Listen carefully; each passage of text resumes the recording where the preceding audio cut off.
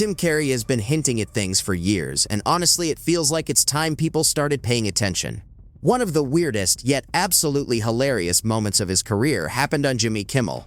What seemed like pure comedy at first might have actually been Carrey sneaking in a deeper message through the jokes. There's a lot going on here, especially when you look at Jimmy's shocking reaction. But before we get into that, let's go back and watch the wild clip that got everyone talking.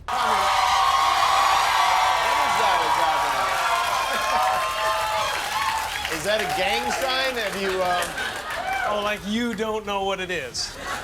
You don't know what that is. I have no idea. You don't know. Jimmy Fallon doesn't know. David Letterman doesn't know. We don't know. All the comics and show business don't know what this is. Right? Yeah. Jimmy went from laughing to looking genuinely uncomfortable in seconds. Like you could almost hear him thinking, wait, what did he just suggest? Now, don't worry, we're not turning this into some wild conspiracy over a hand gesture. If anything, it felt like Carrey was hinting at something more subtle and a lot more unsettling than secret societies. He's been quietly frustrated with Hollywood's flashy, over-the-top culture for years. And sitting there on that couch, he basically brushed it off like, look, shows like this are part of the act. Hosts like Kimmel are trained to entertain you and keep you hooked, while the real story slips away unnoticed. Think of it like the Colosseum right as Rome was falling apart. Today, it's the glowing TV screen, pulling you in and keeping you distracted while everything that actually matters gets pushed aside. I'm sick and tired of the secrets and the lies. It is the secret symbol of the Illuminati, and you're a part of it, and it is the all-mocking tongue. Oh, I like it. It's the symbol of the all-mocking tongue. And I'm sick of it. I want everybody to be in on the joke, man. You know what I mean? Like, for years now, talk show hosts, people on television, people in sitcoms have been hired by the government to throw you off the track, to distract you, to make you laugh and stuff like that, make you happy and docile so you don't know what's really going on. He said it right to Jimmy Kimmel's face, layered in just enough humor and silliness to make it hard to challenge. That's the power of comedy. It delivers the message in a way that slips past people's defenses before they even realize it. If you've followed Jim Carrey's journey, none of this really comes as a shock. The guy who used to be all-out wild on screen has turned into someone much more reflective, someone focused on the bigger questions in life. He's searching for meaning in a world that thrives on noise, a place where most people stay stuck, caught up in shallow entertainment, endless political drama, and empty distractions. And the irony, a lot of those distractions come straight from the same industry he spent years at the top of. Carrey himself said it best. He wishes everyone could experience fame and success, just so they'd realize it's not the answer. So, is this really about Jimmy Kimmel as a person? Probably not. But he is part of a much bigger system, a group of influential voices shaped and guided by forces way beyond them. Late-night comedy doesn't feel the same anymore. It's shifted. What used to be just jokes now often carries a message, sometimes subtle, sometimes not. Look at how major events are talked about, from the pandemic to the war in Ukraine to some of today's most heated social issues. The pattern can feel familiar. Stick to a certain line, promote a specific angle, and present it in a way that sounds thoughtful and caring. And if that sounds like a stretch, take a look at this clip from Kimmel a few years ago.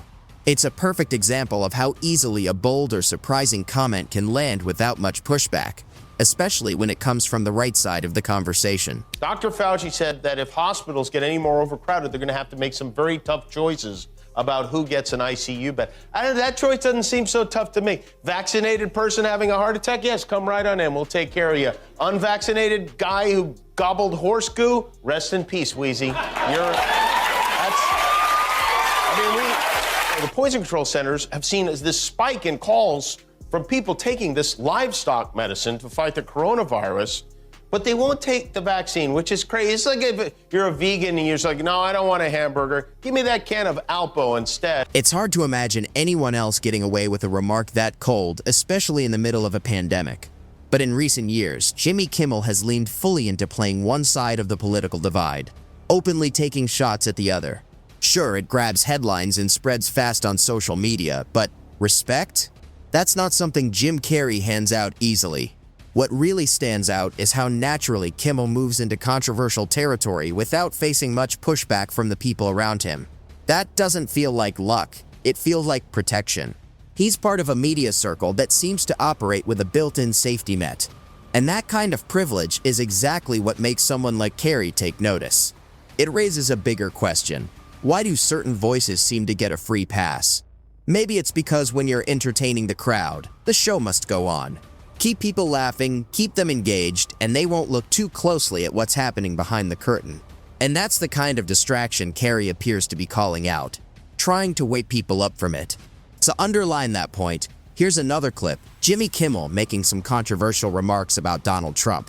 Instead of backlash, it was met with applause from the audience. If those 3 judges he appointed to the Supreme Court take this case and rule against him, he is going to blow a whale-sized windmill out of his I mean, it might actually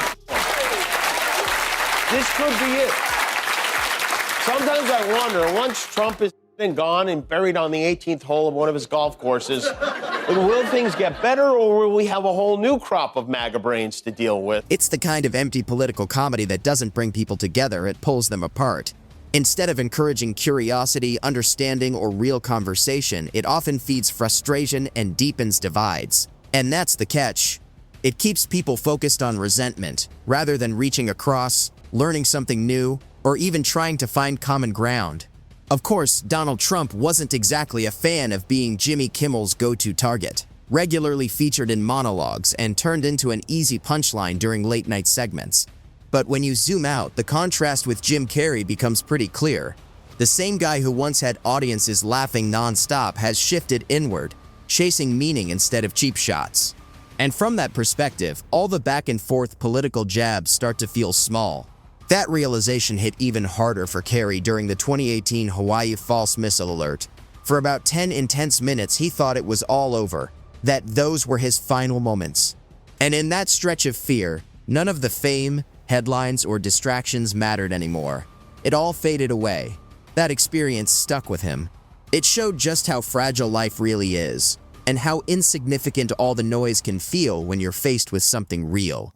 I sat on the lanai and looked out at the ocean, and at that point I started going, okay, well, what can I do with this last moment of time? And I just decided to go through a list of gratitudes, and honest to God, I could not stop thinking of wonderful things that have happened to me and blessings that I've had. So it was lovely.